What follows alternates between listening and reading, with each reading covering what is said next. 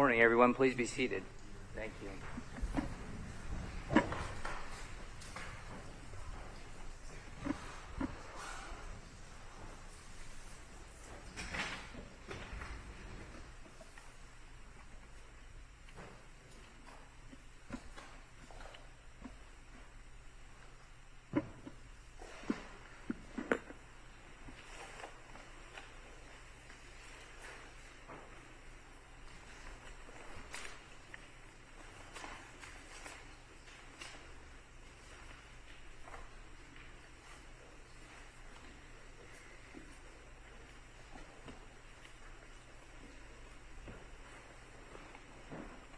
Ready to go, counsel?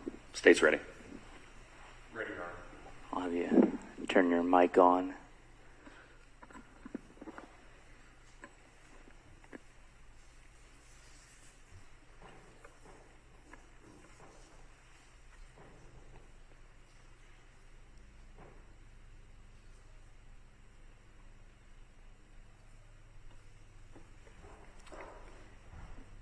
We are on the record in the Iowa District Court for Jefferson County.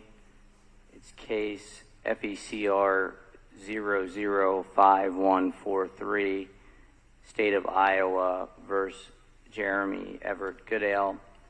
Mr. Goodale appears personally with his attorneys Nicole Jensen and Alan Cook. The State of Iowa is represented by Assistant Iowa Attorney General Scott Brown and Jefferson County Attorney Chauncey Molding. The record in the file reflects that on April 18th, 2023, the defendant pled guilty to murder in the first degree, violation of Iowa Code Section 707.1 and 707.21a. The court did order, after accepting that guilty plea, a pre-sentence investigation be prepared and submitted. And on behalf of the state, either Mr. Brown or Mr. Molding, did you receive a copy of the PSI? Your Honor, the state has received and reviewed a copy of the pre-sentence investigation report and has no changes or objections to its use.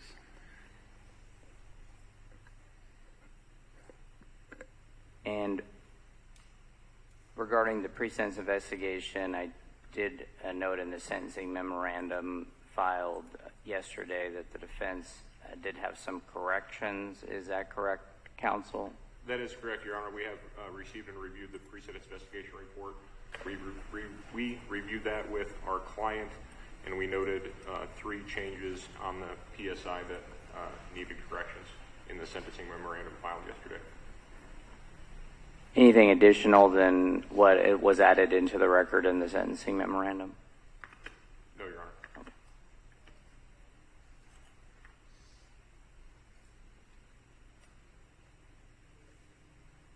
And Mr. Cook, do you know of any legal reason why judgment and sentence should not be pronounced at this time against Mr. Goodale?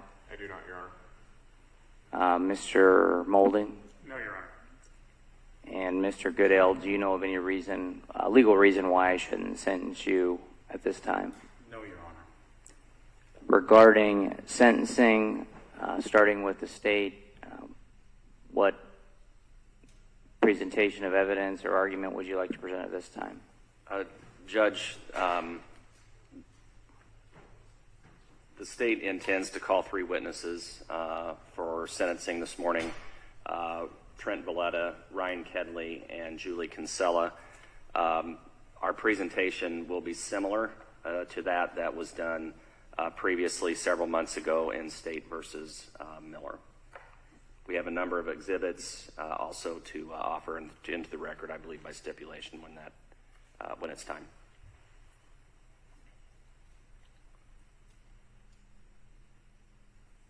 And are you ready to call your first witness? Judge, we are, but before we do that, we have a brief record to make regarding exhibits, if that's okay. Yes. We have provided the court and the defense with a list of exhibits.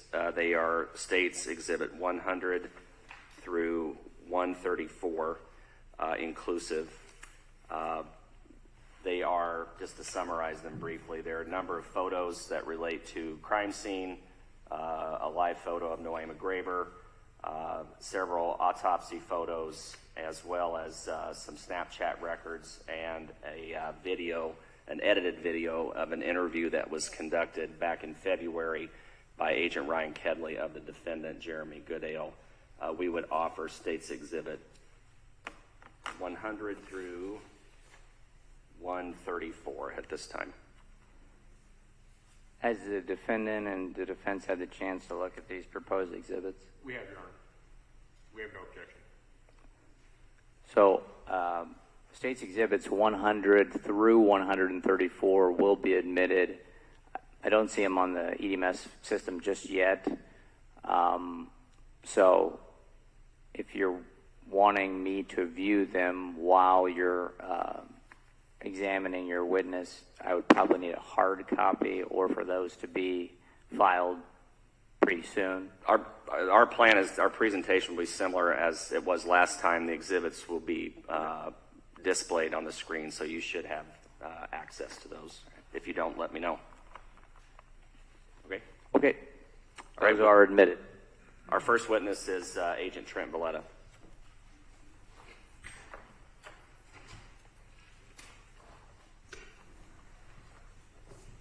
Veta, please raise your right hand. Do you promise or affirm to tell the truth, the whole truth, and nothing but the truth? I do. Please have a seat.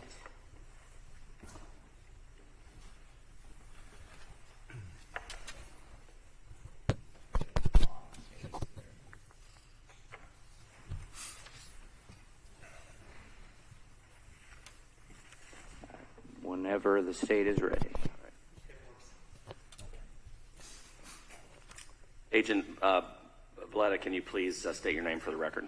My first name is Trent, T-R-E-N-T, and my last name is Villeta, V as in Victor, I-L-E-T-A. And how are you employed? I'm a special agent with the Iowa Division of Criminal Investigation. How long have you been a DCI agent? 17 years. Okay. Any prior law enforcement experience? Yeah, I was a police officer for about 11 years before that. Where at? Most of it was the city of Milwaukee, Wisconsin, and then I did a couple years in Coralville, Iowa. And in the course of your career as a DCI agent, have you worked homicide investigations? Yes, I have. Do you know approximately how many? No. I'm guessing between 5 and 9 death cases a year for 17 years, something like that. Do you work a certain area of the state?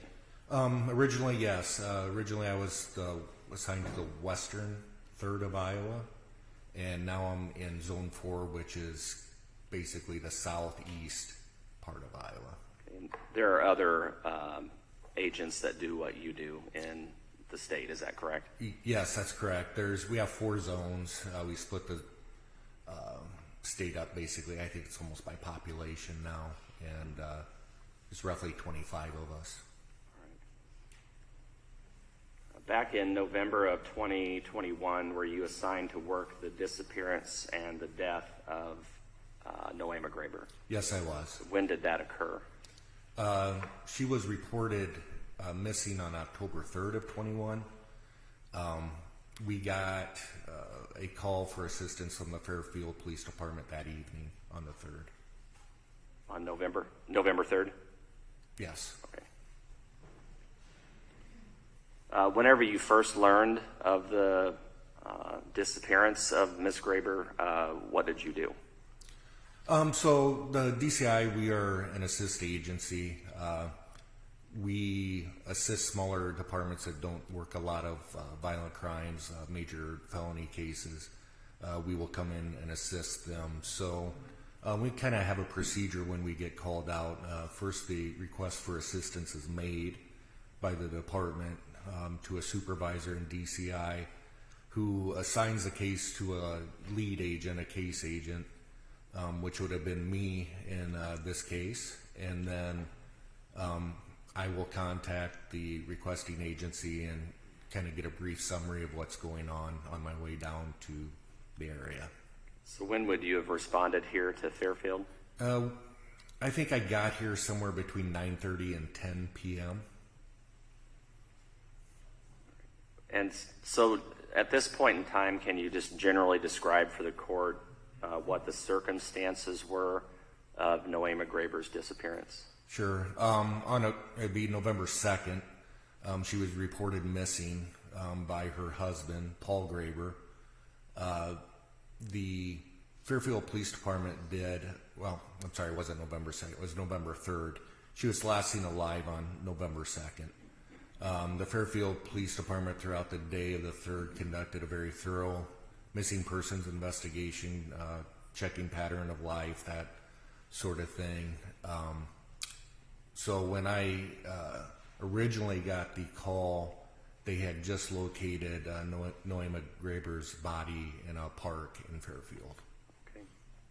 I'm going to show you what's been previously entered as State's Exhibit 100.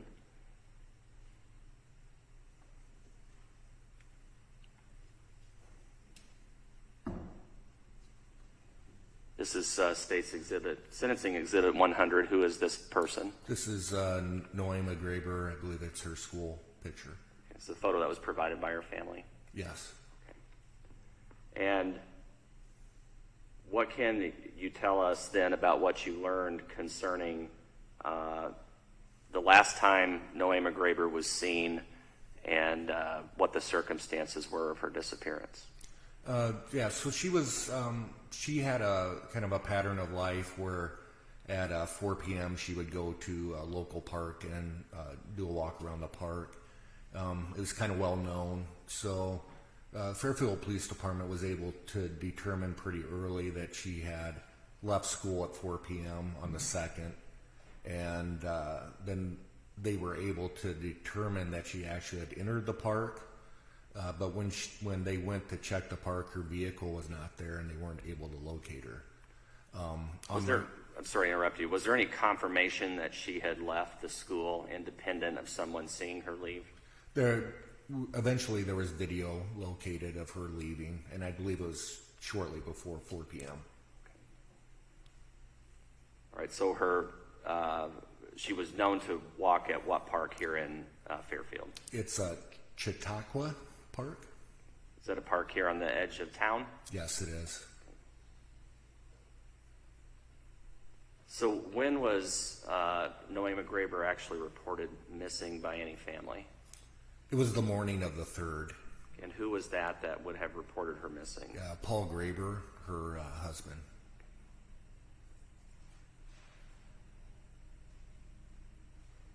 So as a result of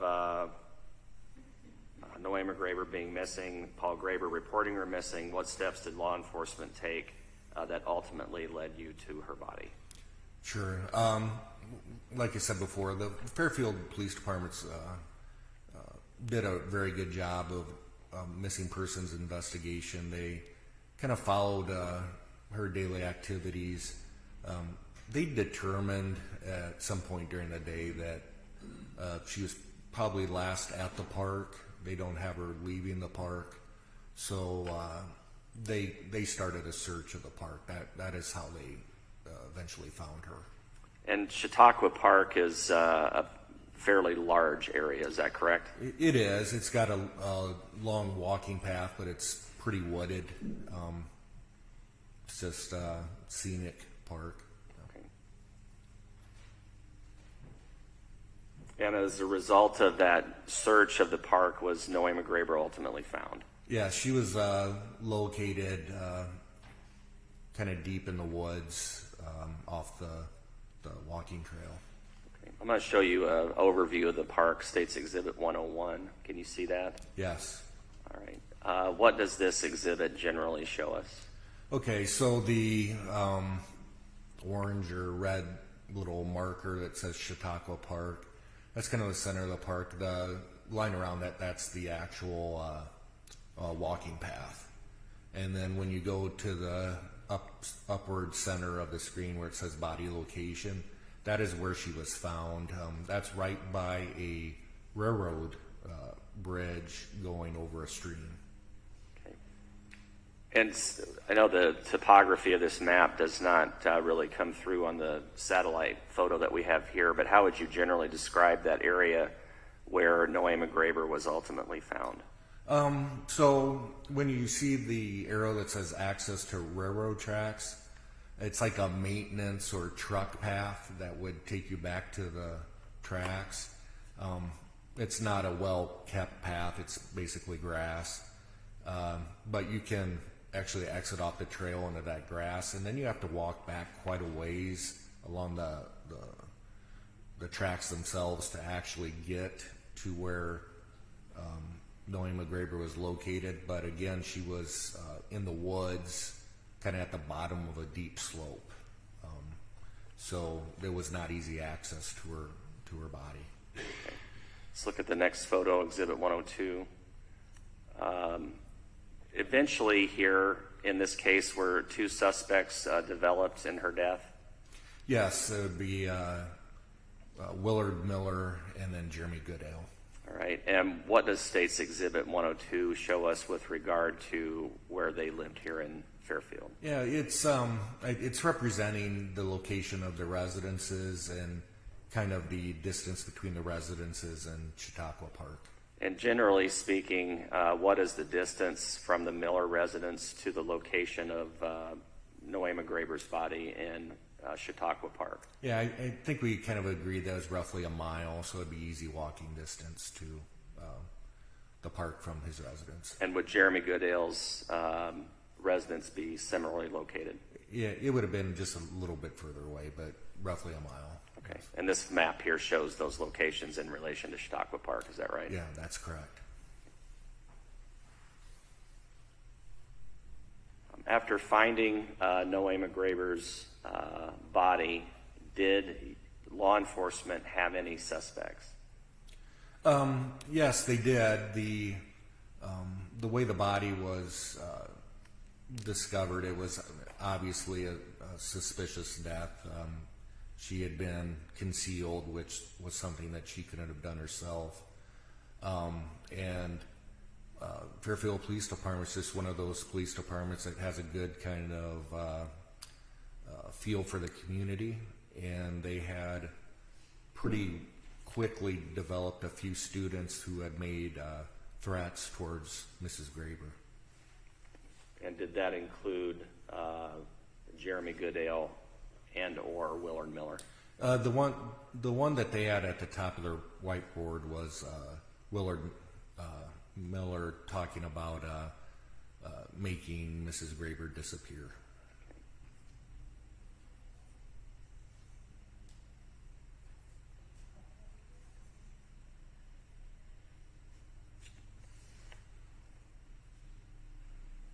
So what, after Nohema Graber was located, what were your next steps in the investigation? Okay, so she was underneath a tarp with a wheelbarrow on the top of her and then a railroad tie on top of that. Part of my responsibilities as a case agent is to determine what resources are needed as far as evidence collection, that sort of thing. Just from myself going out there along with a couple other people, we could tell pretty quickly we'd need our lab response to help with evidence collection. And then, of course, I had other agents coming down.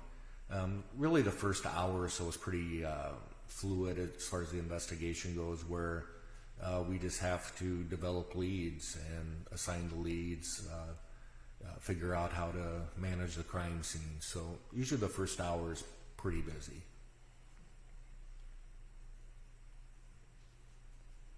So on the first evening that you were involved in the investigation, did any witnesses come forward that provided any identity as to who may have been responsible for Nohema Graber's death?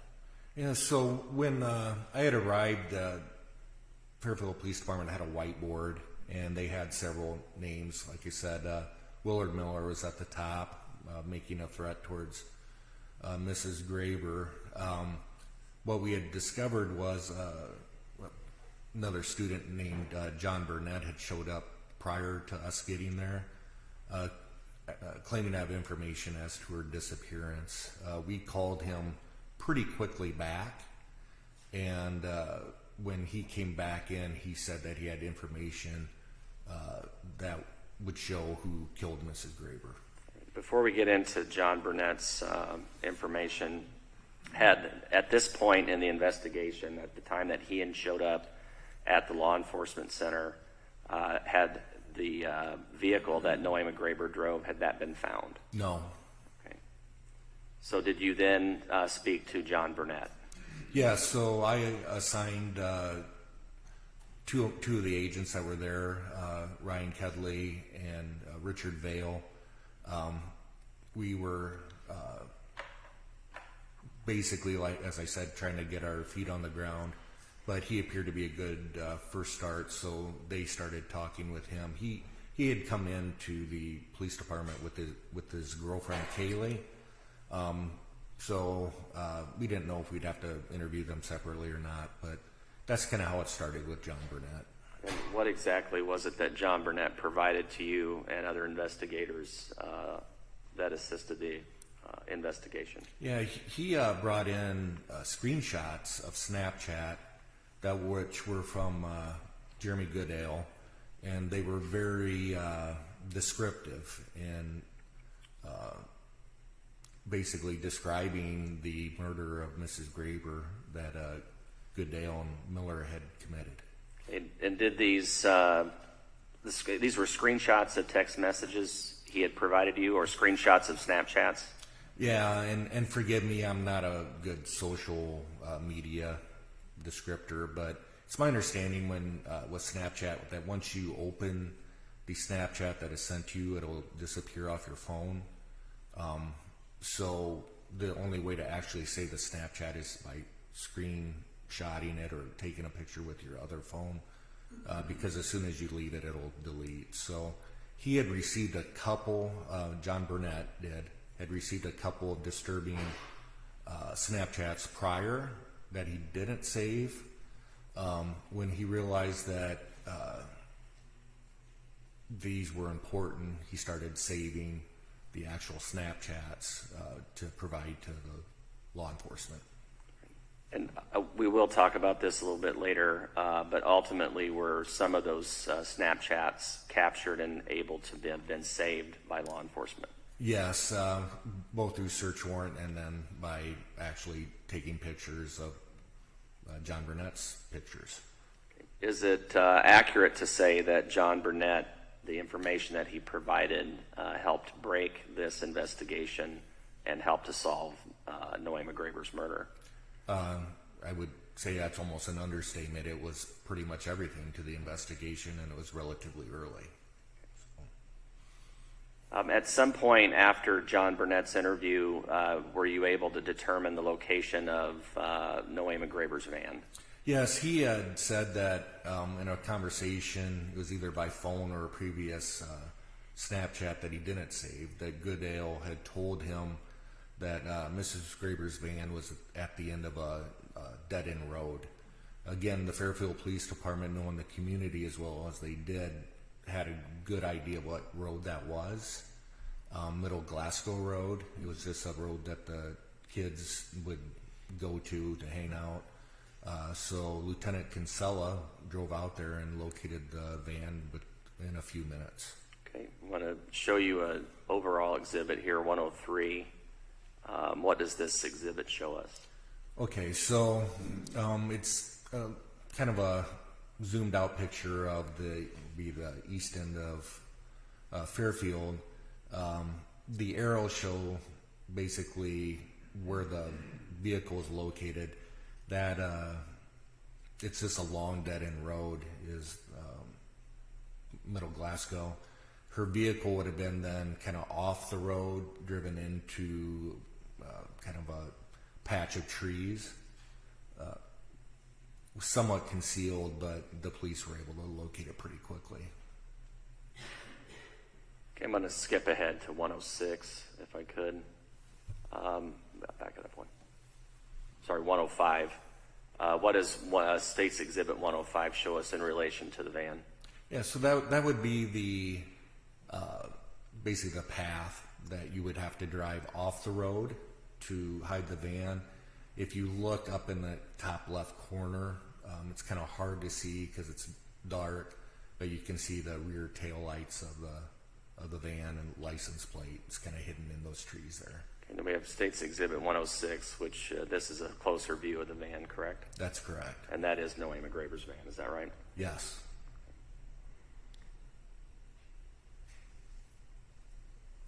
I assume the van was searched, is that correct? Yes, it was.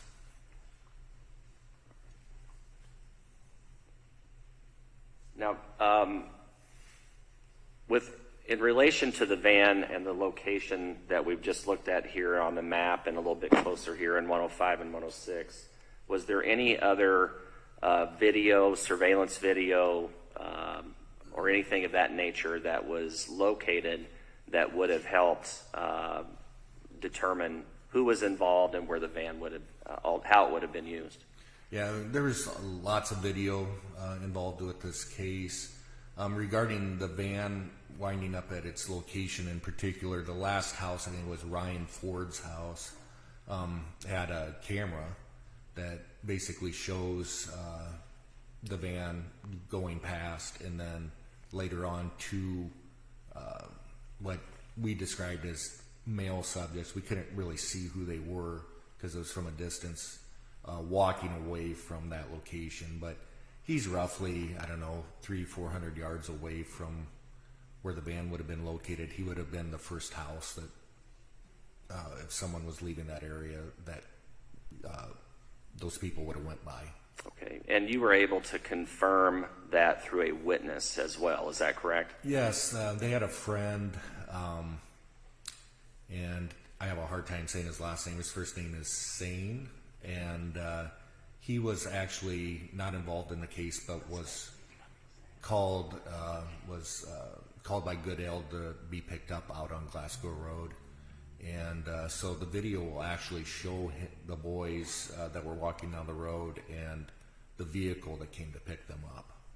Was that individual, was his name Habib Sane? Yes. Okay. Yes. And he would have been the one that would have gone out to pick them up on the road after they would have left the van in this location that we see here in State's Exhibit 106. Yeah, that's correct. And that would have been, I think, shortly before 5 p.m.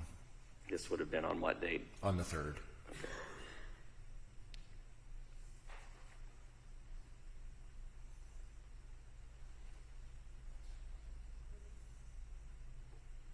All right. Ultimately, Agent Veta, were search warrants conducted of both Willard Miller's home and Jeremy Goodale's home? Yes, they were. When would those have been executed? They were later in the day. There was quite a bit going on that night. I think it was roughly 6 a.m. Would have been on the 4th that the search warrants would have been at the residences. And at this time, did you have some idea as to what the cause of Nohema Graber's death was?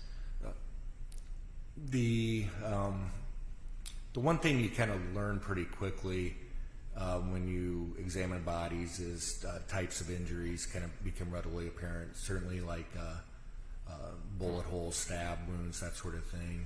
When I first looked at Nohema Graber's body, I didn't really observe any other injuries except to what appeared to be to some sort of like massive injury to her head. Generally, from my observations, that would be like blunt force trauma to the head. You can never really tell what by what, but blunt force trauma. So we had an idea that it was a homicide, and it was probably through some sort of object hitting her very hard. Okay, so whenever you say blunt force trauma, would you have been looking for objects that could have caused that type of injury? Yes. Would that have included a baseball bat? Yes. And did you find a baseball bat at either one of the residences of Miller or Goodale? Yeah, we had, and I think it came through John Burnett again, that baseball bat that's showed here in Exhibit 104 with like flames on it was the object used in a blunt force trauma. And this exhibit that we have up here that shows the bat, where is that location? That would be in Willard Miller's room.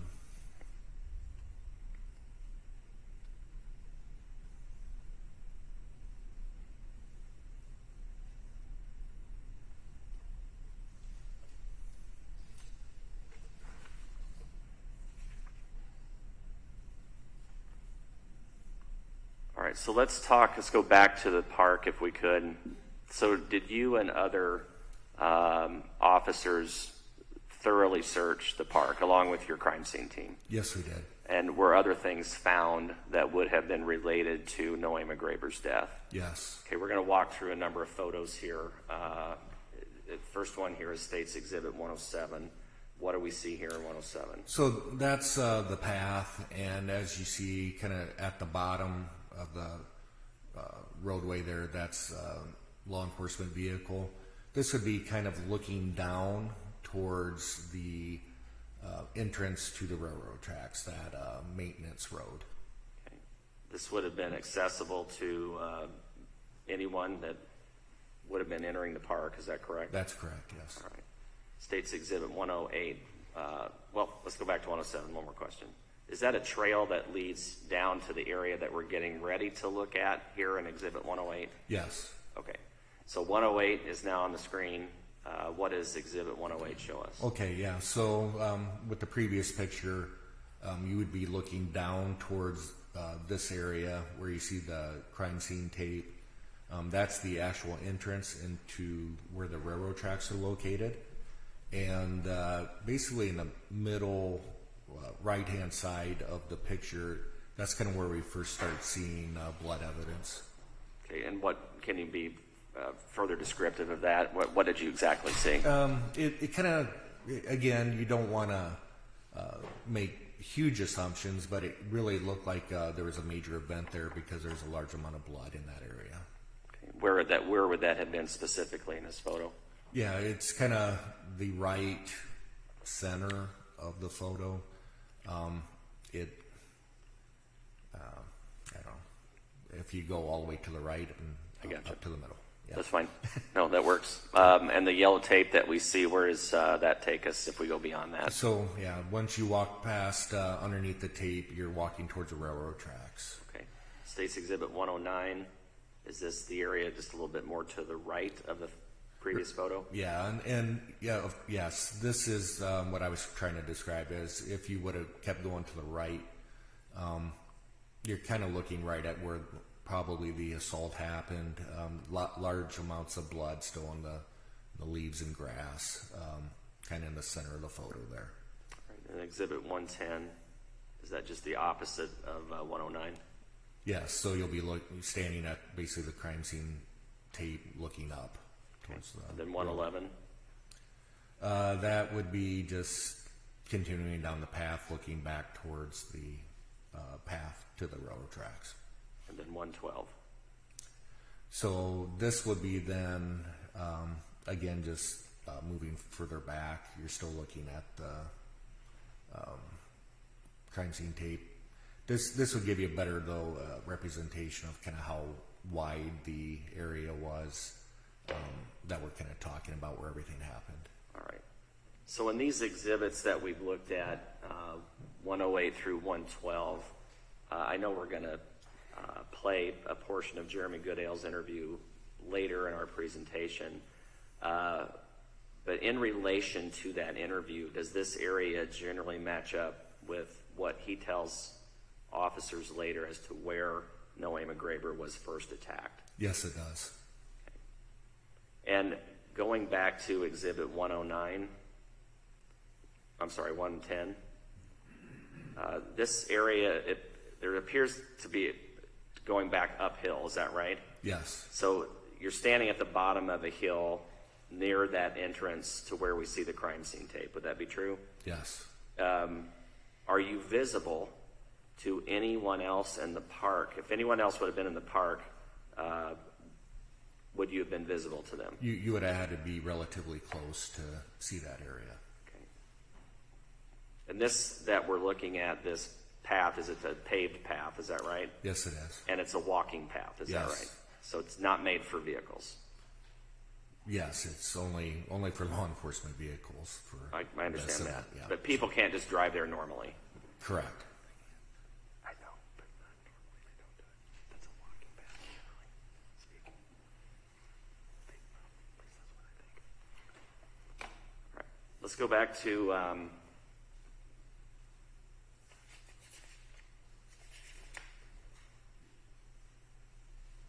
okay, so go to Exhibit 113. All right.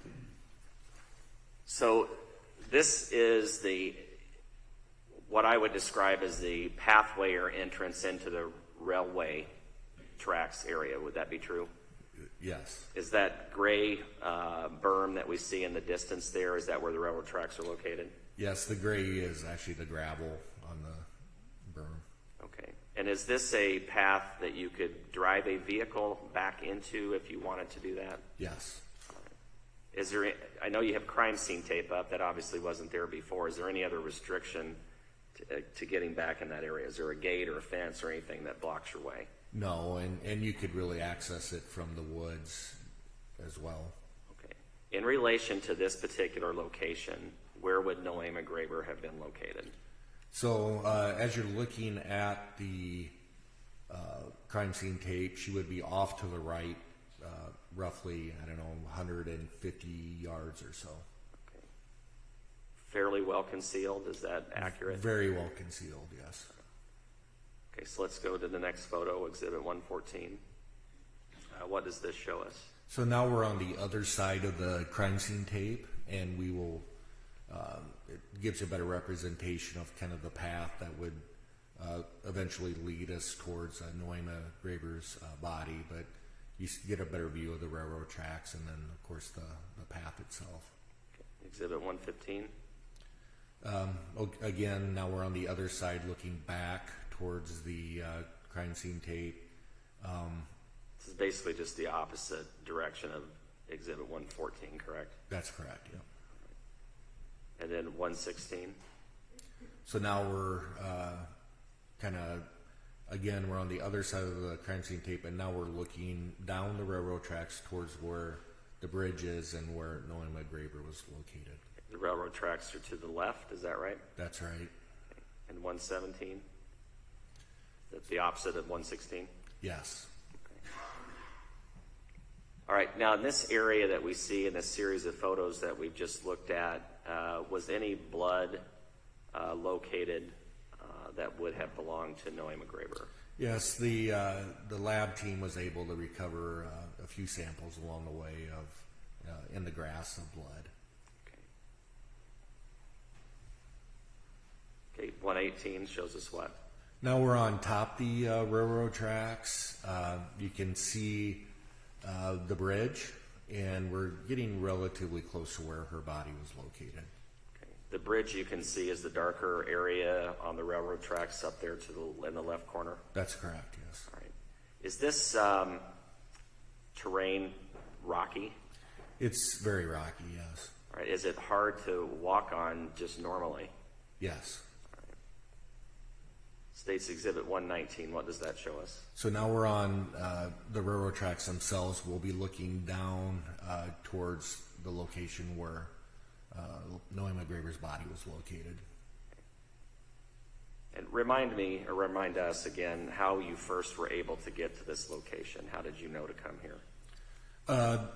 During the search of the park, the police were able to they basically did a grid search. What kind of stood out to them was they saw a red object in the woods, which later turned out to be a wheelbarrow.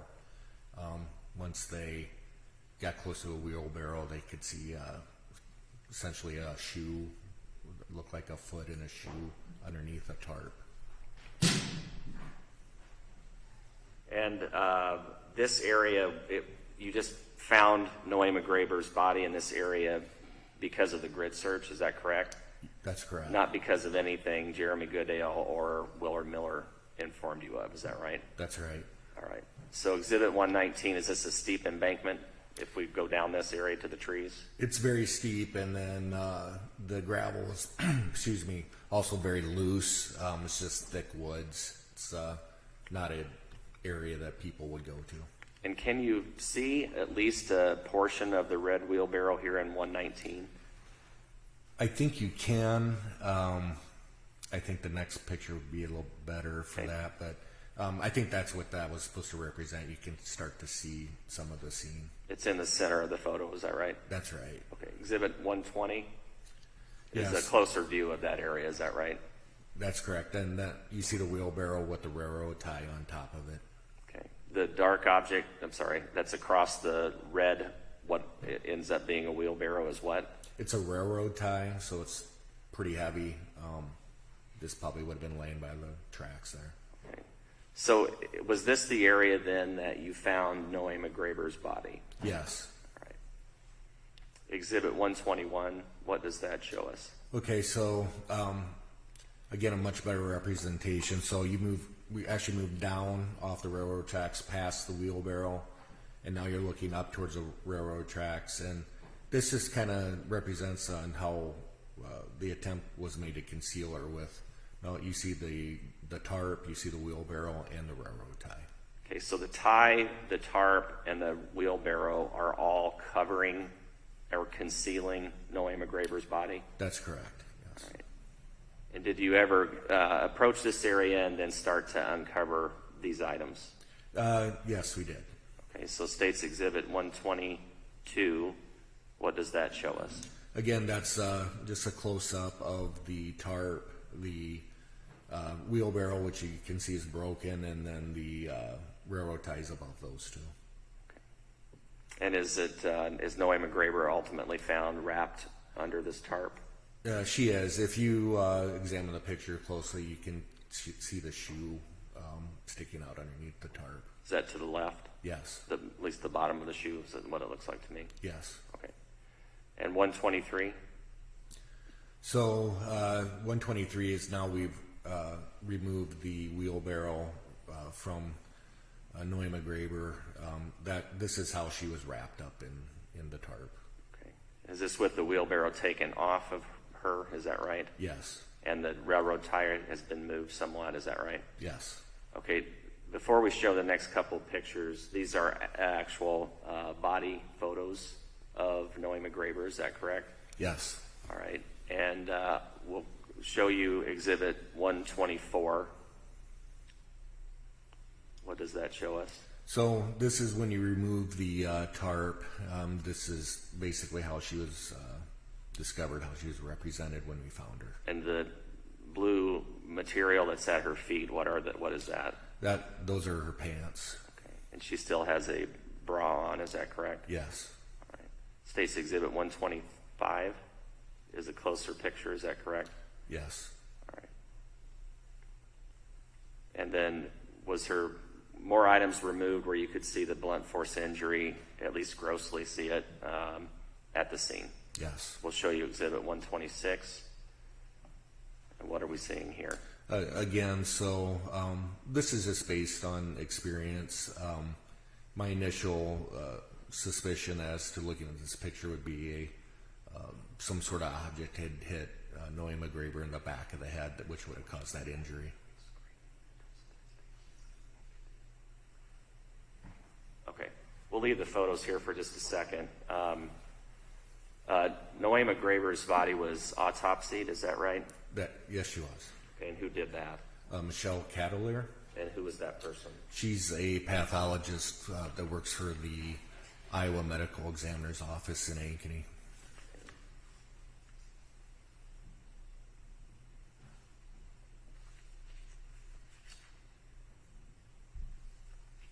So during the investigation, after locating Nohema Graber, making some determination that Willard Miller and Jeremy Goodale may have been involved in her death, during this investigation, were you ever able to develop any type of motive for why either one of these men, Miller or Goodale, would have wanted to harm her? Yes, the Snapchats that John Burnett provided us from Jeremy Goodale were pretty definitive that he basically says Mrs. Graber failed the wrong students. So it became pretty apparent that the murder was due to grading issues. Okay, and the grading issues related directly to which one? It related to Chaden Miller, Willard Miller, who had just had a meeting, I believe, that day with his mom and Nohema Graber regarding him failing her class. Were you ever able to make any determination as to whether or not Jeremy Goodale had Ms. Graber as a teacher? Yes, and I believe that he did pretty well in the class. I don't think that he had definitely the issues that Willard Miller had with Mrs. Graber. Concerning Jeremy Goodale's involvement with Nohema Graber's death, were you able to determine how the two of them were connected? Yes, so about 2 weeks or so before the actual murder itself, Willard Miller had approached Jeremy Goodale and basically asked him if he would be willing to help him kill Nohema Graber. And Jeremy Goodale later confirmed that, is that correct? That's correct. And do you remember how long before Nohema Graber's death that initial conversation would have taken place? Yes, it was roughly 2 weeks.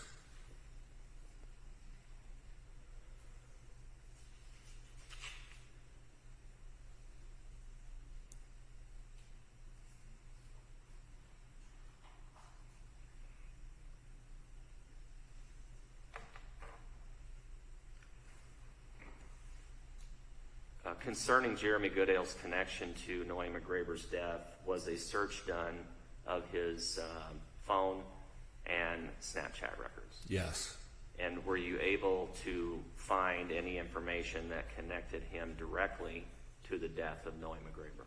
Yes, and the Snapchat records themselves would have confirmed what John Burnett had provided to us. Just by comparison, while we're getting this on the screen, did you have any similar type information from Willard Miller, from his cell phone?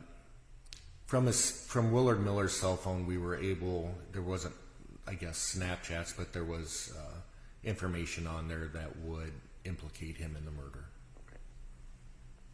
But not Snapchat records, is that correct? That's correct. All right, State's Exhibit 127 is here on the screen. What does this exhibit show us? Yeah, so this is what John Burnett provided us, one of the Snapchats that he had captured. This is from Jeremy Goodale, and it's Clorox, and basically the caption says, "Time to hide a body." This came directly from Jeremy Goodale's Snapchat account, is that right? Yeah, directly from Jeremy Goodale to John Burnett, yes. Okay. This was from John Burnett? I believe he provided this to us. Okay, that's fine. All right, State's Exhibit 128. What does this show us? So this again is from Jeremy Goodale to John Burnett, and this is just a picture of Goodale with a mask on with a hood, and it just says, point of view, or POV, you're my Spanish teacher, and this is the last thing you see. Okay. The way that he is dressed with a hoodie and a mask and what also looks like possibly a stocking cap, is that right? Yes. To obscure his face, is that correct? Yes. Later in his interview to police, did he confirm that he was dressed in this way? Yes. All right. And specifically, do you remember him saying that he had lowered his mask right before Nohema Graber was struck? Yeah, that sounds correct, yes. I believe he said that. And we'll get into that detail later, but that would match up to what that we see here in this Snapchat image on 128. That's correct. All right. And 129. Okay, so 129 is again, it would be a Snapchat picture of a green tarp. You see like a rope in there, and it's someone holding on to a shovel. And the caption here? It says, "No, I'm actually ready. Here we go." Again, this came from Jeremy Goodale's Snapchat, is that right? That's correct. And then I think our last one here is Exhibit 130. What is this that we're seeing? So this would be the wheelbarrow that was eventually found on top of Nohema Graber. You see a shovel that was used to try to dig into the ground, but the ground was frozen, was really hard. And then there's like a lantern, and inside the green bag there's some other things that may have been used to try to conceal her. All right.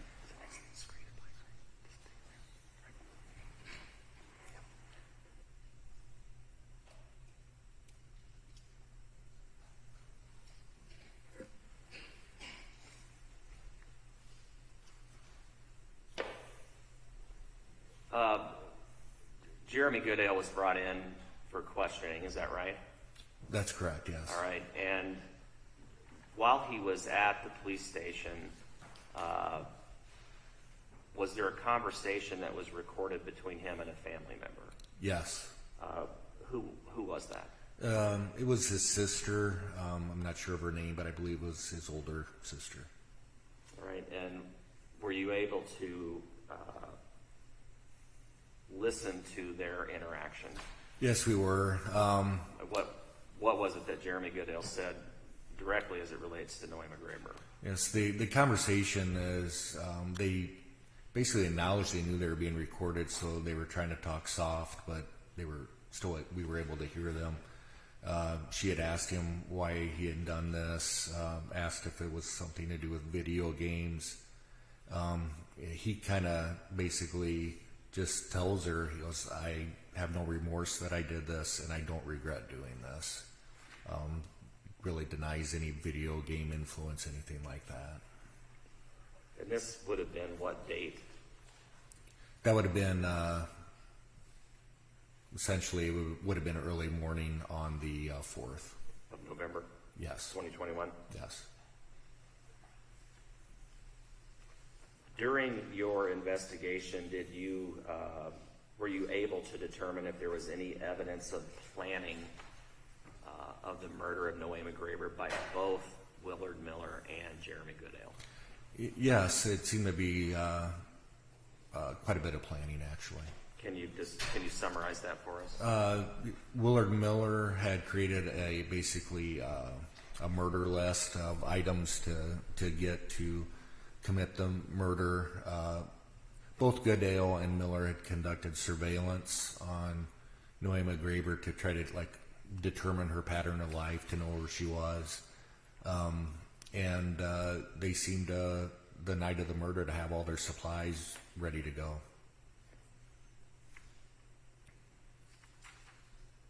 On the day that she was murdered, did he provide you information that he had followed her and attacked her in the park? Yes. And by that I mean not only Jeremy Goodale, but also Willard Miller. Is that correct? That's correct, yes. Was there another witness that confirmed both Miller and Goodale's location in the park? Yes. Zoe Fintel, is that correct? Yes. I don't know if I'm pronouncing her last name correct. Is that right? What was it that she was able to tell you? She was Jeremy Goodale's girlfriend at the time. She had met Jeremy at the park roughly 4 p.m. or so. She saw Jeremy with Willard Miller at the park, and Jeremy Goodale basically told her to leave the park, and as she was walking away, she saw Jeremy Goodale walking towards Willard Miller. And if I remember correctly, I think they were walking kind of towards the location where the attack eventually happened. And would this time that she would have been there been consistent with when Nohema Graber would have been walking in the park? Yes. Just a couple more things to kind of clean up here. The bat we talked about earlier, was any DNA located on that? No. Was it looked for? Yes. And the bat, I think you may have said this earlier, Jeremy Goodale describes the bat. Is that correct? That's correct, yes. Is that consistent with what we saw in the photo? Yes. All right, and then lastly, the autopsy, which we did mention that Dr. Kedley did. What was ultimately determined at autopsy? It was determined Nohema Graber was the victim of homicide due to blunt force trauma to the head. Just a second. Agent Veta, thank you. That's all I have. Mr. Cook?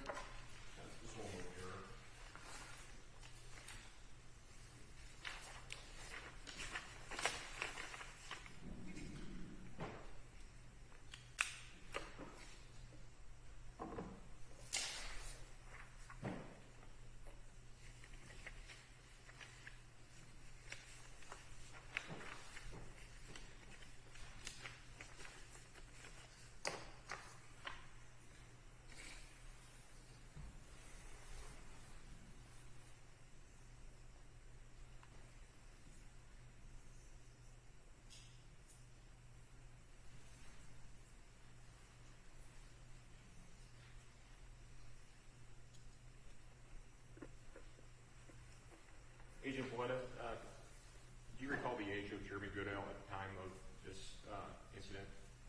I think they were both 16 at the time. Okay. And earlier in your testimony, you had talked about locating the body of Nohema Graber without any assistance from either Mr. Goodale or from Mr. Miller. Is that correct? That's correct, yes. When law enforcement retrieved Mr. Goodale from his residence and brought him to the law center, his dad came with him. Is that correct? Yes. And whether it was you or other law enforcement, somebody from the state spoke with Mr. Goodale's father, and Mr. Goodale's father essentially lawyered up for him? Yes. Okay. I have no further questions, Your Honor. And anything else from the state? No further questions. All right. Thank you, Agent Veta. You can step down.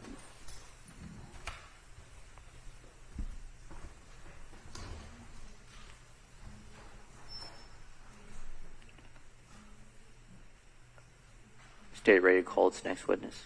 State is almost ready. If I have a moment for defense counsel. Okay.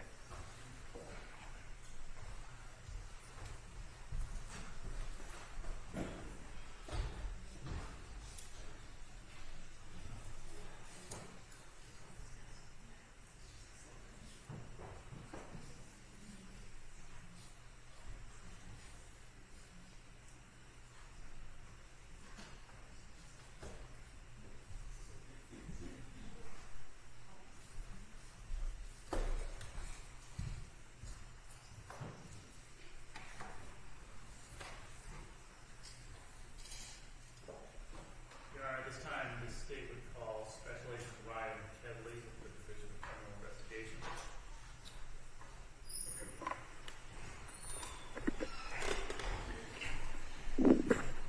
Do you promise or affirm to tell the truth, the whole truth, and nothing but the truth? I do.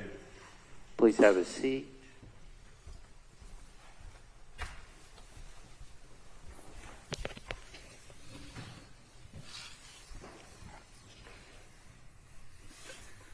Good morning, Agent Kedley. Good morning. For the benefit of the court reporter, could you state and spell your name? Yes, my first name is Ryan, R-Y-A-N. My last name is Kedley, K-E-D-L-E-Y. Agent Kedley, how are you employed? I am employed as a special agent within the Iowa Department of Public Safety's Division of Criminal Investigation. Are you co-workers with Special Agent Veta that we just heard from? I am, yes. Same division? That's correct, yes. How long have you been with DCI? For approximately just over 16 years, and the last 9 years I've been specifically assigned to the major crime unit within the DCI, posted to the Quad City office, which is a part of Zone 4, which Agent Veta noted during his testimony, which encompasses East and Southeast Iowa. What type of assignments does the DCI's Major Crime Division handle? So we are by nature a request agency.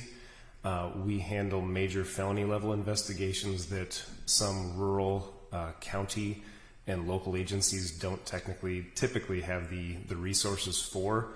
So typically we will help investigate murder investigations, bank robberies, sexual assaults, kidnappings, and then also officer-involved shooting investigations. I think Agent Veta was asked how many homicide cases he's handled in his career. How many would you say you've handled in your career? I would say since approximately 2014, somewhere in the range of 55 to 75 death investigations. How did you get involved in the investigation into the homicide of Mrs. Graber?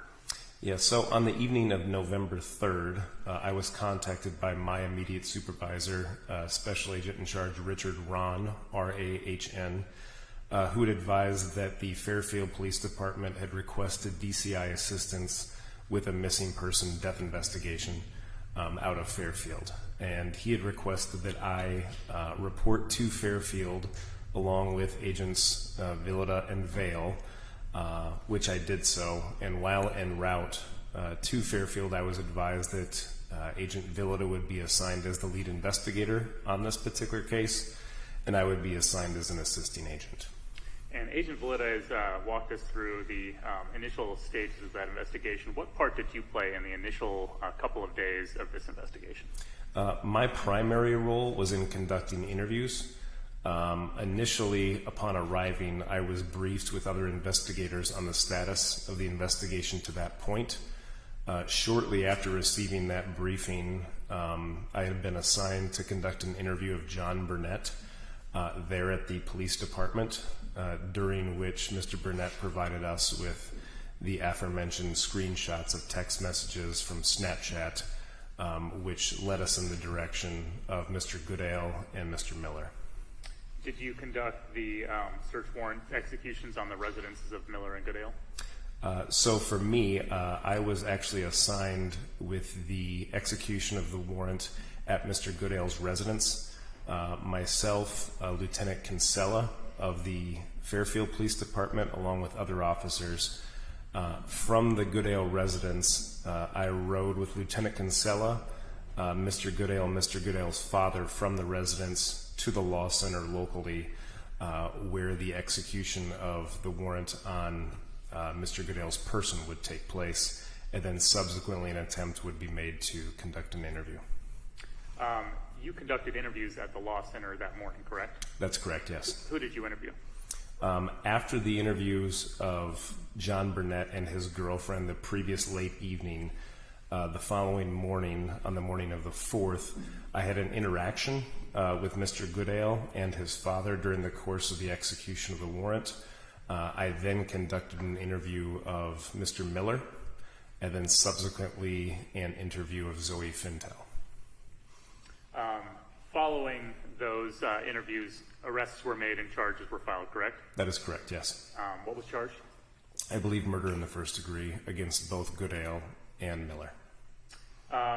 So that would cover your involvement in, let's call it, the initial stages of this investigation, right? Yes, that's correct. In the subsequent months, there were further developments. Is that fair? Yes. Did you have the opportunity to conduct what we have referred to as a proffer interview with Jeremy Goodale? I did, yes. Could you walk us through the circumstances that led up to that interview? Yes. So I believe it was late February of 2023, earlier this year. I had been in communication with state prosecutors as well as lead investigator Veta on the potential of a proffer agreement being reached between defense and prosecution. And as part of that agreement, there would be a potential interview that the defendant, Mr. Goodale, would sit for, and I was requested to conduct that interview. Is it fair to state that the circumstances of this interview arose from Mr. Goodale agreeing to cooperate in the prosecution of his co-defendant? Yes, that's correct. And this interview was conducted to develop information that would assist in that witness status? Yes. Was this interview, where did it take place? This took place in a state juvenile detention center in Montrose, Iowa. Was the defendant in custody at the time? Yes, he was. And who was all present? This interview was attended by Mr. Goodale, myself, Lieutenant Canella of the Fairfield Police Department, and 2 legal representatives of Mr. Goodale's defense team. And this interview was audio and video recorded? It was, yes. Your Honor, State's Exhibit 133 is in evidence. It is a video of the full proper interview between Mr. Goodale and law enforcement. At this time, the State would like to display an edited version amounting to approximately 32 minutes of that approximately 2.5 hour full proffer. Any objection to that? No objection, Your Honor. Okay. Try to get it set up here.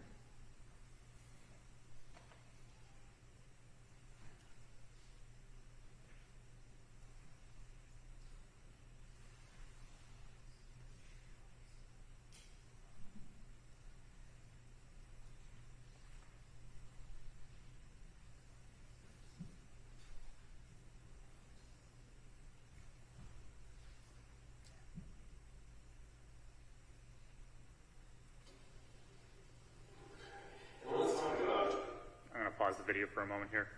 Agent Veta, do you recognize the scene that we're looking at here?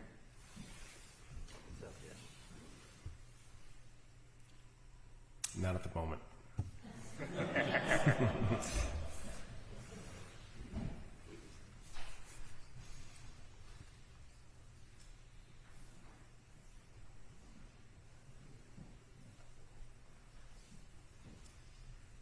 All right, how about that? Yes, so I recognize this as being the video recording of the proffer interview of Jeremy Goodale conducted on February 23rd of 2023. I am sitting directly across from Mr. Goodale, dressed in orange. Beside Mr. Goodale to his immediate left is defense attorney Mr. Cook. And then to my immediate right is Lieutenant Canella of the Fairfield Police Department. And then also pictured there in the lower right-hand corner is also Mr. Goodale's defense counsel. And that date timestamp of February 23rd of 2023 at or about 1:45 p.m., that matches your recollection? Yes, it does.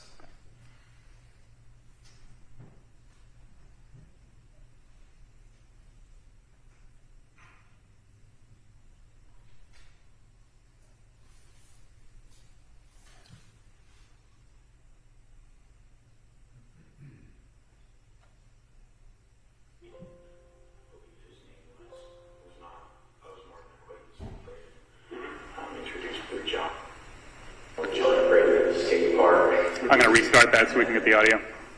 I checked my phone. I remember hanging out with him.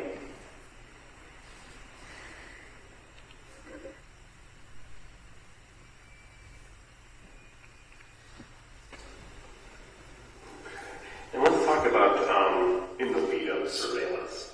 What kind of surveillance are you guys doing? So it would have been on Monday, November 1st. I would have been hanging out with John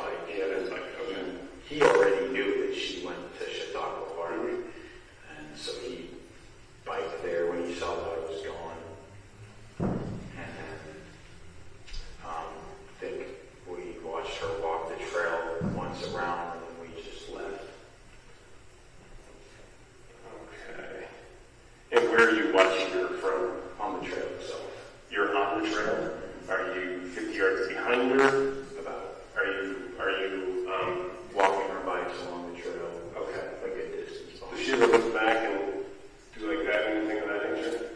So as far as you can tell, you guys never made eye contact. She's not aware that you're back there.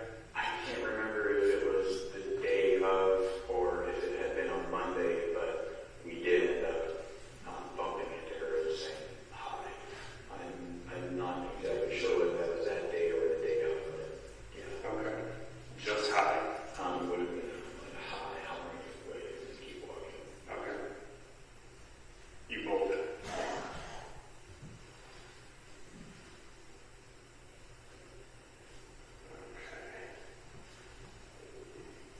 And are you and Chayton in the day before during the surveillance or the day of smoking any weed, having a drink, anything of that nature?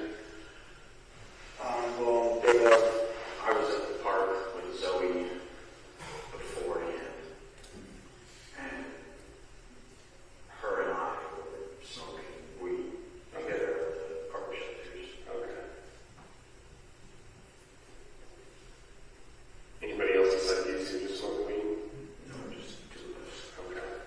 But beyond that, you weren't doing any psychedelics or heavy drinking, anything of that nature? Okay. All right. And did Chayton ever indicate to you of why is a 4-day weekend good as opposed to a school night? I always just assumed because we wouldn't have to be at school, so he could have the time to make the preparations. Okay. And we knew she would be at school, as he knew. And so we went off that knowledge that we would have time to prepare beforehand, and we would know where she was at.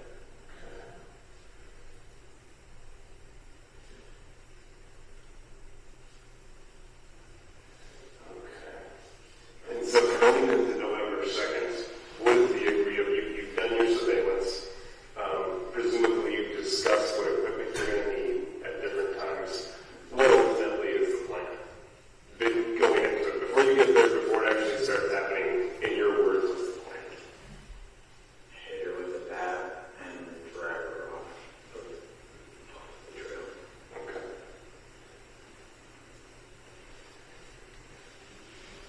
Do you have an area picked out? He had that already picked out, and I found out when he dragged me off after I said goodbye to Zoe, and I followed him to where he already had all his equipment laid out. Okay. And was that equipment what we just described before? Okay. And he had it laid out already? Okay. What kind of things is he saying? Is he saying like, I'm gonna fucking kill that bitch? Is he not saying anything?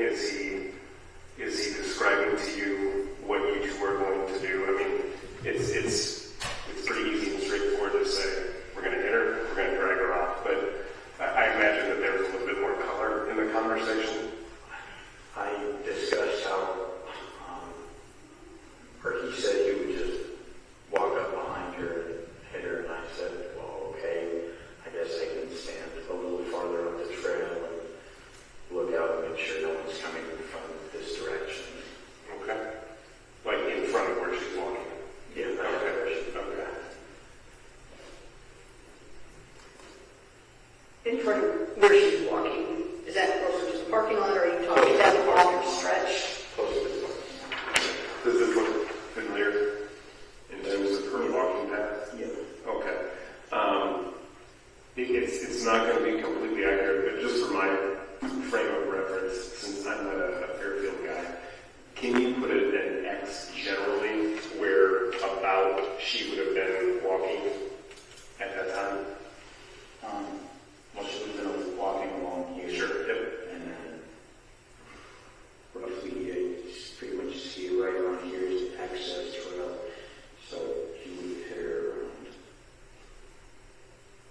probably here. Okay, about there. Then where are you positioned at? Don't mark it, but where are you positioned A at? little farther off. A little farther and around here.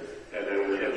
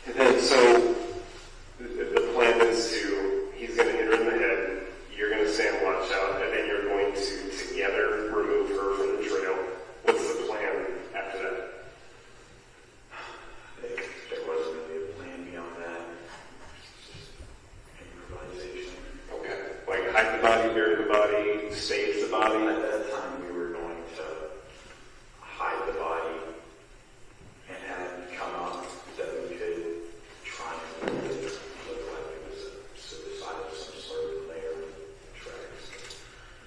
That just didn't seem right. It didn't seem like it would work here.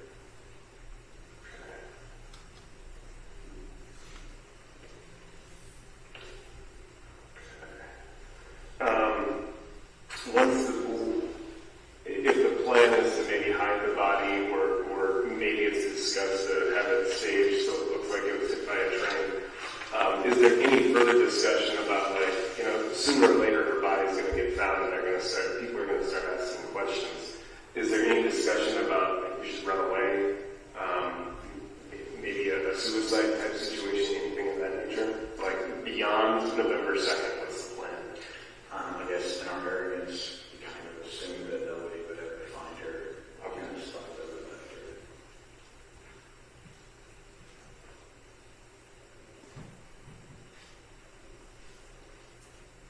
But, so after we had,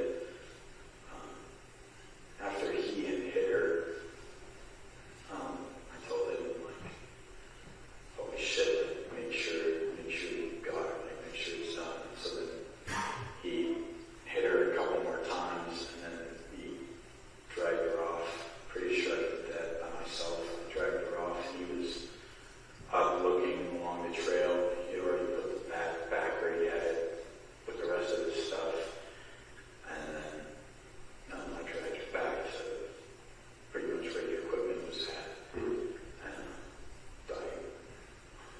I heard some gurgling coming from Miss Graber, and I grabbed the bat, and that's when I, made sure she didn't have to continue living in that state. Okay. And so at this point, if you don't mind, one of the things I sometimes like to do is just kind of open it up for an open hearing. And by that I mean I'm going to try to shut up long enough for you to just explain your recollection of things, how they went down. I'm sure I'll probably have some follow-up questions when you're through, but sometimes just kind of like putting it all on the table, and it gives us some perspective on what we're looking at. So if you wouldn't mind, just beginning, you're with Zoe, you're smoking weed, and at some point I assume Chayden shows up. If you wouldn't mind taking it from there. Sure. So I had just knocked Zoe's pipe off the table and broke it, and her vape had died.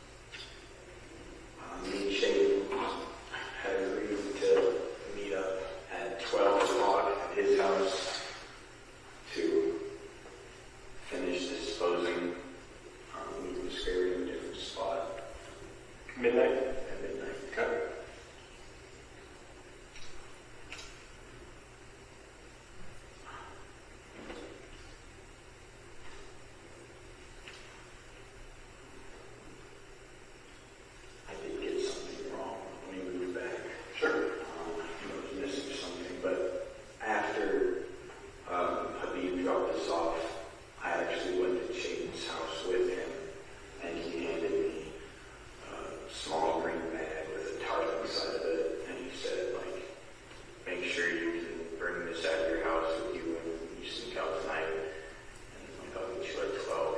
Mm-hmm. Does it be here, this conversation? No, this is after he dropped this off.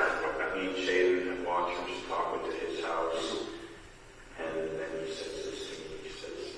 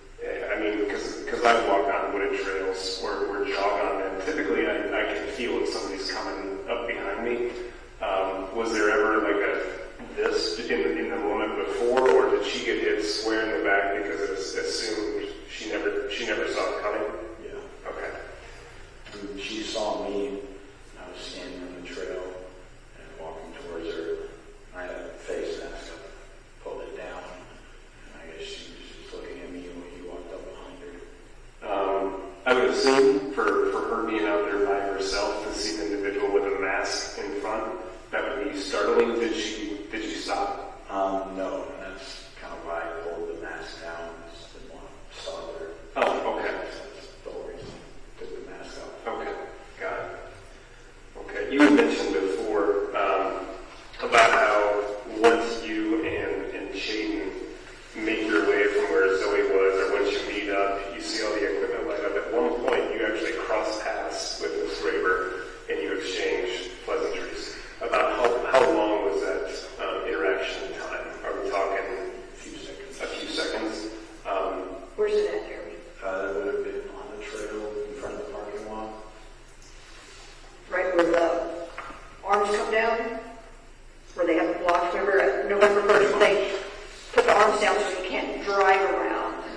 And then you kind of have to walk around those arms and then you make the right that started on the trail. Yeah, it would have been between those arms. That's where the trail turns off to the right to get on it. Like if you were to go from the parking lot and just walk straight to the trail, that was a roundabout where it was. Once she struck, and would you say it was square in the back of the head, base of the skull, top of the head? Square in the back. Square in the back. And is this Shaden coming up with one hand on the back and striking, or was it two hands as if he's playing softball or baseball? Yeah. Okay. And shortly after that first strike, that's when you guys go into concealment mode? Is that fair? Right after that, I told him, we should make sure it was done. Okay. And then we hit it 2 more times. On the trail? On the trail. Before you guys move her, he hits her once, she goes down, you come over, make sure she's done, 2 more. Is she lying on her face? She would have been on her face. On her face. 2 more shots to the back of the head? Back kind of side area. Back side area of the head, okay. And then that's when you two, at the conclusion of those 2 shots, that's when just you start to move her and he is lookout? I think he originally started helping me, and then I was on my own dragging her, and then I wasn't even sure where he was at. I just wanted to move. Okay. Okay.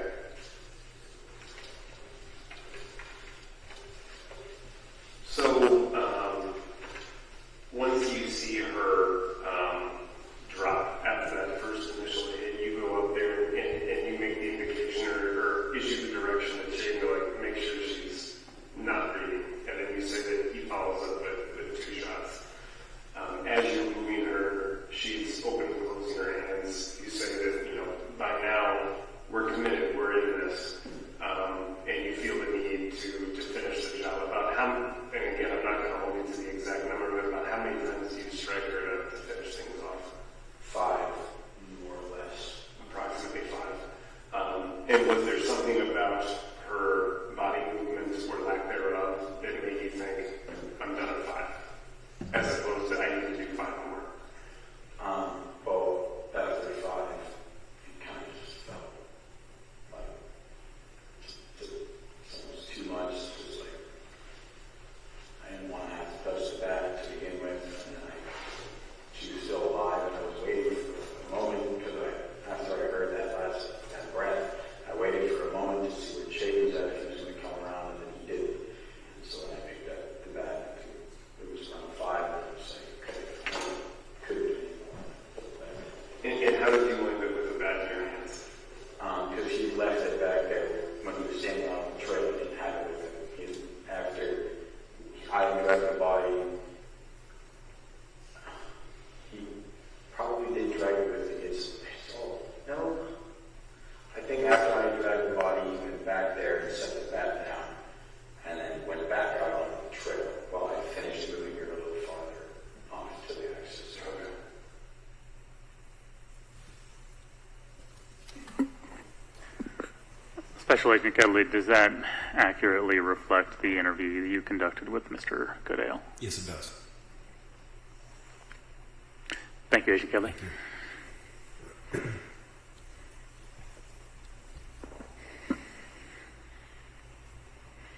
Go ahead, Mr. Cook. Thank you, Your Honor. Agent Kedley, as Mr. Moulding described at the beginning of your testimony, this was roughly 32 minutes of, well, ultimately was about a 2.5 hour proper interview with Mr. Goodale. Is that correct? Yes, approximately 2.5 hours, yes. Through Mr. Goodale's proper interview, you were able to confirm several of the state's suspicions as far as the nature of the act, and Mr. Goodale also provided the state with new information that the state didn't previously know. Is that correct? Yes, that's correct.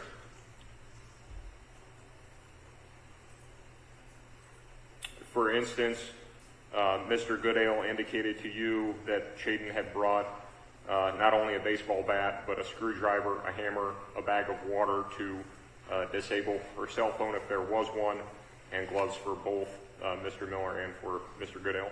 Yes, all correct. At one point during the portion of the interview that the court saw this morning, you had, I'm certainly not quoting you verbatim, but you asked Mr. Goodale what the plan was after the act. Do you recall that? Yes, I do. And do you recall his response basically was improvisation? They didn't really have a plan after the act itself. That was his response, yes. Okay. Did the evidence that you observed in your participation in this case sort of support Mr. Goodale's assertion that there really wasn't a plan after the act had occurred? Well, to an extent, some of the tools that he brought with him, what the pair brought with them, seemed to contradict that there was some sort of plan after the fact in terms of disabling phones, using water to do that. But in general, it seems consistent yet that there was some level of improvisation post-assault. And as far as the plan itself that they did have for the act itself, Mr. Goodale described to you that the plan was for Chayden Miller to sneak up on Miss Graber, and Jeremy Goodale was acting as the lookout. That was the initial plan, correct? Yes, that's correct.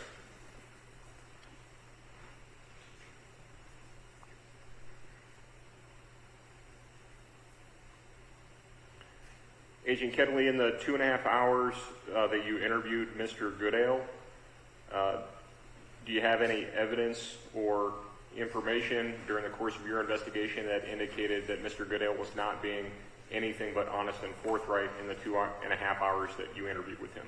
No, I don't. Okay. No further questions, Your Honor. No redirect, Your Honor. Thank you. Agent Kedley, you can step down, and we'll take our 15-minute morning break at this time.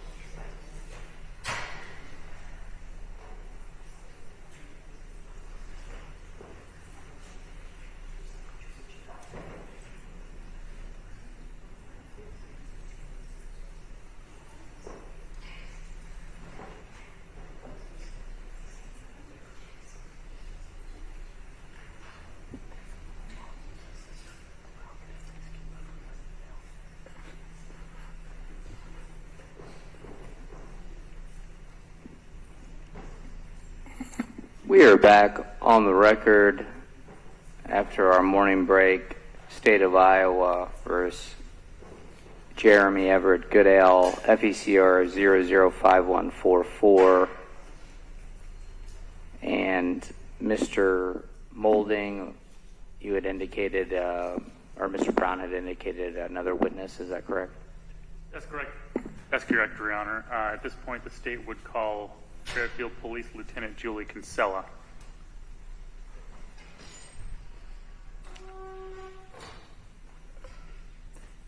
Do you promise or affirm to tell the truth, the whole truth, and nothing but the truth? Yes. Please have a seat.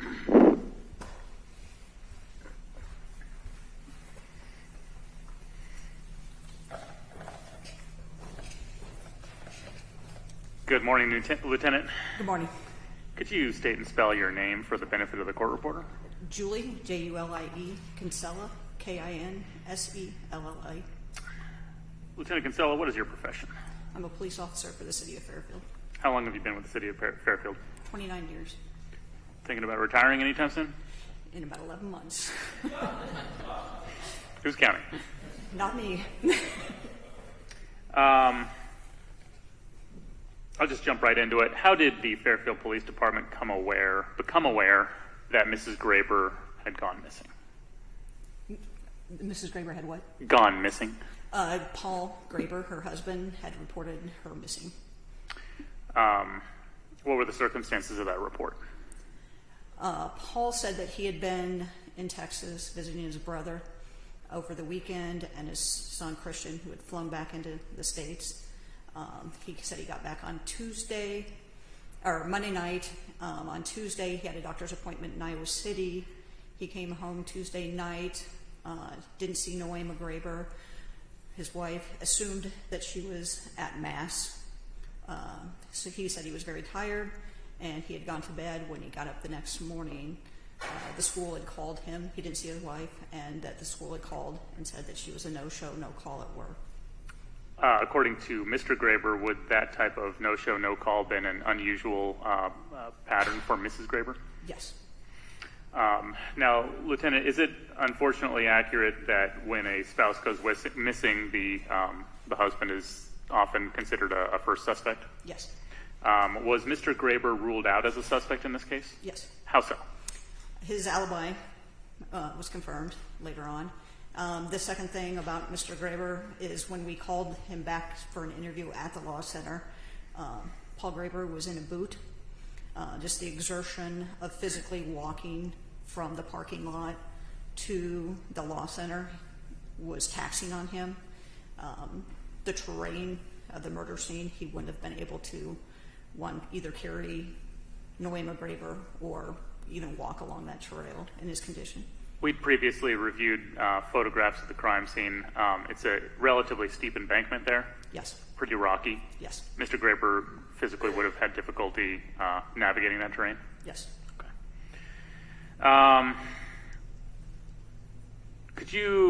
So it was reported as a missing person. Yes. At a certain point, it transitioned into a homicide. Yes. Could you discuss that transition? As soon as we went to the park and we located what we assumed was Nohema Graber's body, then it became, which we had a body, a missing person, and transitioned into a suspicious death. About what time was that body discovered? Approximately 7:32 p.m. And this is early November. Is it pretty dark when they find the body? Yes. And so when was positive identification made for the body that turned out to be Mrs. Graber? Not until the following morning when the DCI lab processed that crime scene. Okay. We're here in the case of State versus Jeremy Goodale. How long did it take between the body being found on the side of the tracks there and Mr. Goodale being taken into custody? Approximately 10.5 hours. And Agent Veta has kind of discussed the investigative steps. Were you there and present during the course of the acts and events that Agent Veta discussed? All except for the processing. Once the DCI agents started processing the different crime scenes, I'd been up for 26 hours, so I'd gone home at that point. Were Were you able to develop a theory or as to Mr. Goodale's motive of the killing of Mrs. Graber? Yes. Could you discuss that? Chaden Miller was basically flunking Spanish. He wanted to go to Spain that summer to build his college resume. He couldn't get into the exchange program without a passing grade in Spanish. So he came up with the idea of killing Mrs. Graber because she was flunking him in Spanish, and asked Jeremy Goodale to assist him. What was the relationship between Chaden Miller and Jeremy Goodale? They'd been friends since grade school. And it's your understanding that this was Chaden Miller's idea? Yes. And Jeremy Goodale was asked to assist? Yes. What did Jeremy say when he was asked? He said yes right away. So, to the extent the motive existed, it was mostly Chaden's motive, correct? Yes.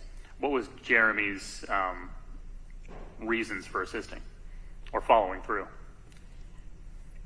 To quote his words, he didn't want to, quote unquote, be a pussy. By backing out? By backing out.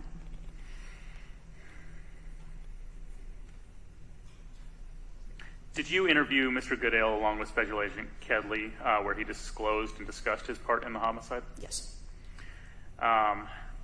Was the defendant's Snapchat account ascertained by law enforcement? Yes. What was that account name?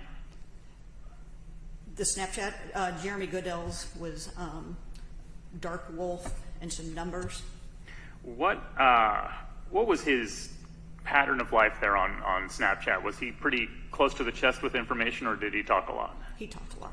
Who did he talk to? With the Snapchat regarding the murder, he talked to both John Burnett. He talked to Ben Bauer, who on Snapchat was Ben Bauer and some numbers.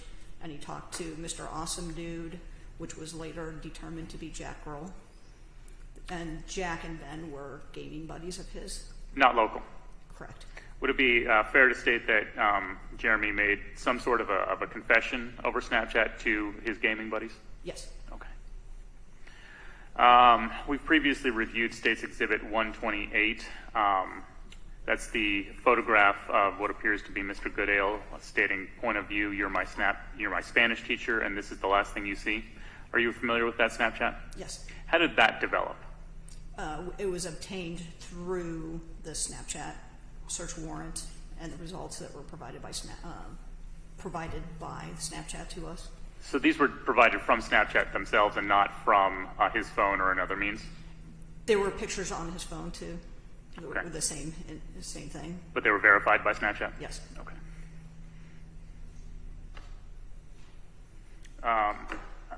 It's possible you've already talked about this, but did the defendant have any other communications via Snapchat that aided in your investigation of this case? I mean, other than the people that we've talked to, no.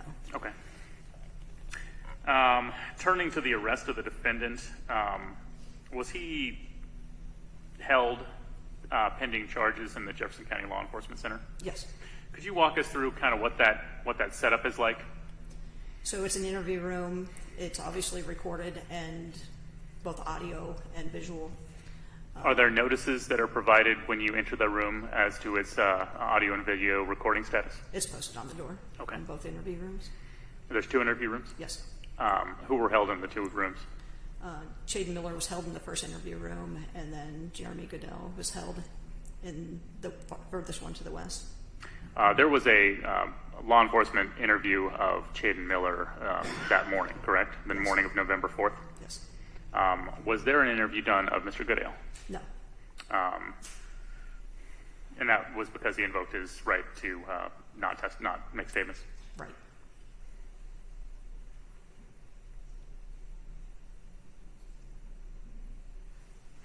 That being the case, did the defendant make any statements or admissions while in the interview room at the Fairfield Police Department? Yes. At one point, he's talking with his sister, Jacqueline. She asked him if he's in shock, how he's not freaking out. He said he's not in shock. He says he doesn't feel any guilt, and he feels no remorse. Let's turn to the impact of the community of Mrs. Graber's murder.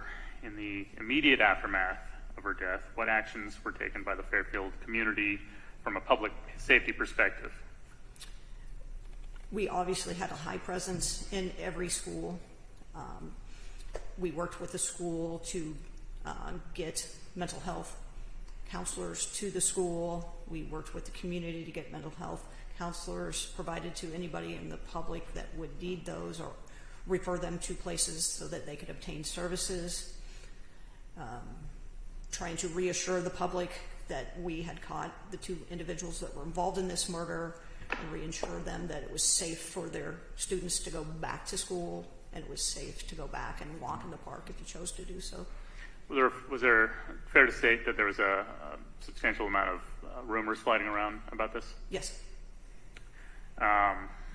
Were schools canceled at any point? Yes. For how long? A day and a half, I believe.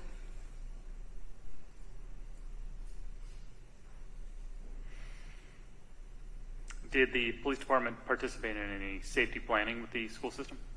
Yes, it's an ongoing thing that we've continued to do. And this is a change from prior, correct?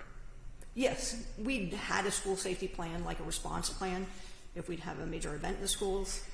But as far as like going through teaching, run, fight, hide, those things were reiterated, trying to work with the schools to train new faculty members on what to do. Are these safety concerns coming from the school system, or are they coming from law enforcement? They're coming from the schools. Have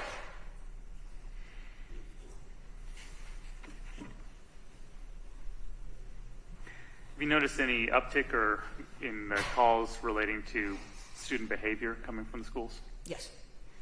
Typically, we get one or 2 calls a month. Now we're getting 1 or 2 calls, 3 calls, 4 calls a week. If any kid has behavioral issues, they make the statement, "I'm going to kill you." The schools call us. They used to not? I think a lot of times they would try to handle it in school if they had those things. I mean, if it's somebody with behavioral issues and they know it's a behavioral issue, they would try to handle it that way. But now teachers are scared to teach, so the teachers are making the complaints directly to us, or going through the school channels and making the complaints. What makes you say the teachers are scared to teach? Because of the results of Nohema Graber being killed by 2 students. Nohema Graber was killed because she was giving Jaden Miller a bad grade. Yes. That's impacted teachers across the community? Yes. That's impacted teachers across the community? Yes. Could you, in your experience, could you just lay out the effect that her death has had on the city of Fairfield and the community at large? I'd say immediately it was very difficult for our community. It was difficult because Fairfield's supposed to be a place that you raise your kids. It's supposed to be a safe place. Nobody locks their doors. Everybody knows everybody. We are known for a very pacifist community. As a result of Nohema Graber's murder, people were scared to go out. People refused to walk in the parks. Parents were scared to send their kids to school. Teachers were scared to teach in school. I think the general public felt a lack of security was ripped from them as a result of this murder. It's not a reflection of who our community as a whole is. And I think for everybody, they suffered some kind of loss as a result of this murder. Thank you, Lieutenant. I have no further questions. Mr. Cook? Thank you, Your Honor. Lieutenant Kinsella, just roughly estimate for me how much time it elapsed from the time of the murder until Mr. Goodale was brought to the law center? From the time of the murder, which was around 4 p.m. on the November 3rd, and he was brought to the law center around 6 a.m. on November 4th. Okay.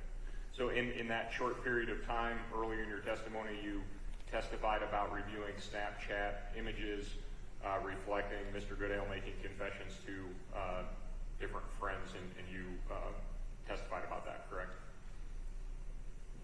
I testified in the Snapchat warrants that we received back. I listened to interviews of Snapchat. Sure. Let me rephrase my question. You had testified about reviewing Snapchat records which demonstrated that Mr. Goodale was contacting other friends on Snapchat, essentially confessing his involvement in this crime, correct? There were 3 people.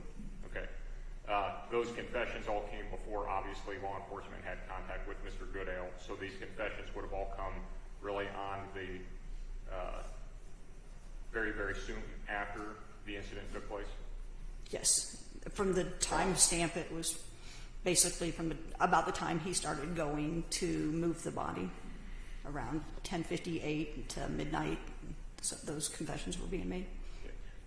Even before Mr. Miller and Mr. Goodale acted to try to conceal their crime, Mr. Goodale is making these statements on Snapchat, correct? Yes.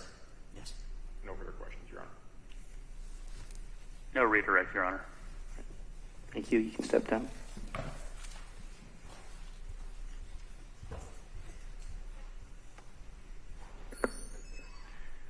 Your Honor, barring argument, the state has no further witnesses.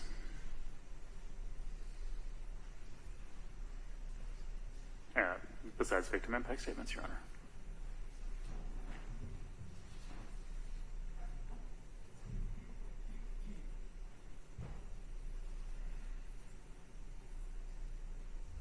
So you'll want to be heard on your recommendation for a sentence. Are you requesting that be done later? Yes, sir. Okay.